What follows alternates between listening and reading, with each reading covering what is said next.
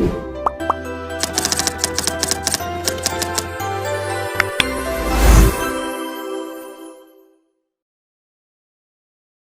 day, Sir Jeremy Plata. I am Quinto Delby Flores, and we would like to discuss our reporting considering the Fibonacci sequence, and we will discuss also the concept and examples and our insight about our discussion. The Fibonacci sequence is a sequence in which each number is the sum of the two preceding ones. Numbers that are parts of the Fibonacci sequence are known as Fibonacci numbers. Commonly denote the sequence commonly start from 0 and 1, although some authors start in sequence from 1 and 1, or sometimes, as did Fibonacci, from 1 and 2, starting from 0 and 1, and the first few values in the sequence are 0, 1, 1, 2, 3, 5, 8, 13, 21, 34, 55, 89, and 144. The Fibonacci numbers were first described in Indian mathematics as early as 200 BC in work by Pingala on enumerating possible patterns of Sanskrit poetry formed from syllables of two lengths. They are named after the Italian mathematician Leonardo of Pisa, also known as Fibonacci, who introduced the sequence to Western Europe mathematics in his 1202 books Liber Abaci. I am Charlene Indiva, and I am answering the question number 1, which is what math concept is fully focused on your assigned video. So our topic is the Fibonacci sequence. So the Fibonacci sequence is a mathematical concept that is fully focused in the field of number of theory and mathematics. It is a sequence of the sum of two preceding ones. So the Fibonacci sequence is simple to calculate. The series starts with 0 and 1, and its subsequent number is the sum of two preceding ones and goes so infinitely. So example, 0 and 1. 0 plus 1 equals 1, 1 plus 1 equals 2, 2 plus 3 equals 5, and so on. So that's the Fibonacci sequence. So the sequence has numerous properties and applications in various areas, including mathematics, biology, art, and also the computer science. So some of the topics related to Fibonacci sequence that are often discussed include its closed form, expressions, property of the golden ratio, applications in nature and art, and its role in algorithms and computer science. The math concept is fully discussed on the video is all about Fibonacci sequence. Fibonacci sequence is a type series where each number is the sum of the two that precede it. Fibonacci sequence is the sequence that follows the rule that each number is equal to the sum of the preceding two numbers. The math concept that fully discussed in our group is the Fibonacci sequence. The Fibonacci sequence is the set in integers that start with 0, followed by a 1, then by another 1, then by a series of steadily increasing numbers. The sequence follows the rules that each number is equal to the sum of the preceding two numbers. That's how works the Fibonacci sequence or Fibonacci numbers. Math concepts fully discussed on the Fibonacci sequence are: first, the phi and the golden ratio; second, patterns and ratios; third, Fibonacci and spiral; fourth, Fibonacci numbers and nature; fifth, Bennett's formula. The concepts of Fibonacci sequence are all about the patterns and sequence of the things that surrounds us. One of example of this real-world case that would show the concept is the spiral galaxies.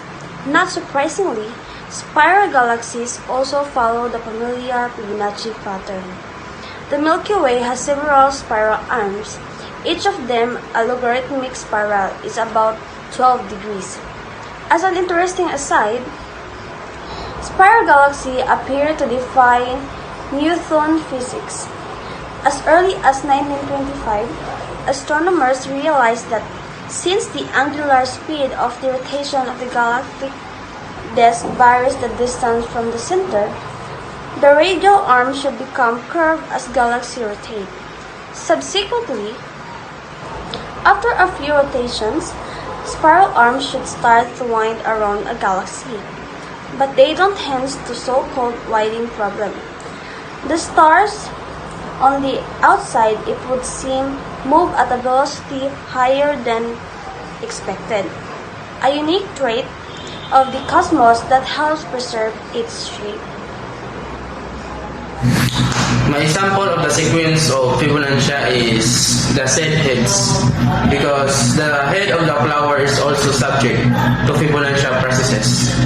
Typically, seeds are produced at the center and then migrate towards the outside to fill all the space. Sunflowers provide a great example of this spiral pattern. So, nakaingon ko nga ang spiral ay ang seeds ang one of the example kay if you look the center or if you look the head, so kung tanaw na to ang center and the head of the sunflower, the pattern that he will emphasize is the spiraling pattern. So kung para ma-prove yun, try ninyo tanaw ang ulo or ang bulak or ang sentro sa seeds sa sunflower. Diyan ninyo ma-emphasize or makita ang spiraling patterns. Example of sequence of Fibonacci animals' bodies. Even our bodies exhibit proportions that are consistent with the Fibonacci numbers. For example, the measurement from the navel to the floor on the top of the head of the navel of the golden ratio. Animal body exhibit similar tendencies include dolphins, the eye, finch and tail are full of golden section, starfish, sun dollars, sea urchins, and honeybees. Fibonacci sequence is a simple yet profound pattern. The sequence begins with the numbers 1 and 1, and then each subsequent numbers is found by adding the two previous numbers. For example, 1 plus 1 equals 2, 2 plus 1 equals 3, 3 plus 2 equals 5, and so on. Truths or certainties are fundamental principles in mathematics that are universally accepted as being true without the need for proof. These truths serve as the foundation for all mathematical reasoning and are essential in various fields. Overall, mathematical truths are the bedrock upon which the entire field of mathematics is built. They are characterized by their universality, logical consistency, and indispensability in both theoretical and practical contexts. Mathematical truths are the kinds of statements that are both certain to a high degree and also easily knowable by humans through the practice of mathematical proof. Each of these aspects of mathematical truths is explained by one of the two views above but not the other. And the second, certainties. Mathematical certainty, something that is completely certain to happen. Mathematical example from the corpus mathematical certainty. We can possess a mathematical certainty that 2 plus 2 make 4, but this rarely happen to us. Difference between certainty and truths. Certainty which will always fall short of truth. In fact, logicians have shown much of even our same place. Mathematics is not and cannot be anchored in the realm of proof. Remember, perched atop mathematics is physics, our most fundamental scientific conception of the universe. Answer is something that will definitely happen. Victory is now.